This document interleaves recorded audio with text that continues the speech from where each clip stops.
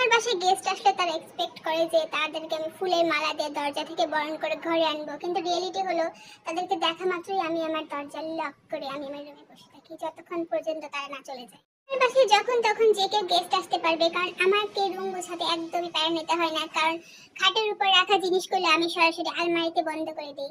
এইভাবে আমি তাড়াতাড়ি গেস্ট আসলে কখনোই আপনাকে জিজ্ঞেস করবে না আপনার পড়াশোনার কি খবর, এইসব জিজ্ঞেস করবে না। প্রথমেই তারা বলবে, কিরে তোর তো বয়স হয়ে গেছে, বিয়ে করিস না কেন? কেন ভাই, বিয়ে করলে কি বয়স কমে যাবে?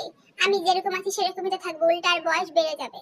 তাদের বাচ্চা কাচ্চারা যদি ট্যালেন্টেড হয় তা আবার আপনার থেকে, তাহলে তো আপনি সেই জায়গায় হলো একদম বেমানান। উঠতে বসতে তারা তাদের বাচ্চার সাথে আপনাকে কম্পেয়ার করবে।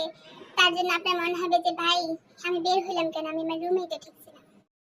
আপনি মোটা খাটো কালো যাই হন না কেন, তারা আপনাকে বলবে, যদি আপনি মোটা হয়ে থাকেন, কি রে তুই তো শুকিয়ে গেছিস, আর যদি শুকিয়ে থাকেন তারা বলবে মোটা হয়ে গেছে। তারপরও তারা কখনোই আপনাকে বলবে না যে কি রে তোকে তো অনেক সুন্দর লাগছে।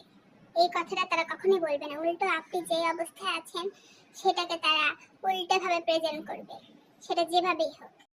যখন তারা দেখবে আপনাকে খোঁজাখুঁজি অপমান করে আপনার মধ্যে কোনো রিয়াকশন নেই, তখন তারা কি করবে, সরাসরি আপনার বাপ মার কাছে চলে যাবে এবং আপনার বাপ মাকে ফুয়েল দিবে। এরপর কি হবে, তারা ঠিকই চলে যাবে কিন্তু আপনার বাপ মাকে আপনার উপর চড়াই দিয়ে যাবে।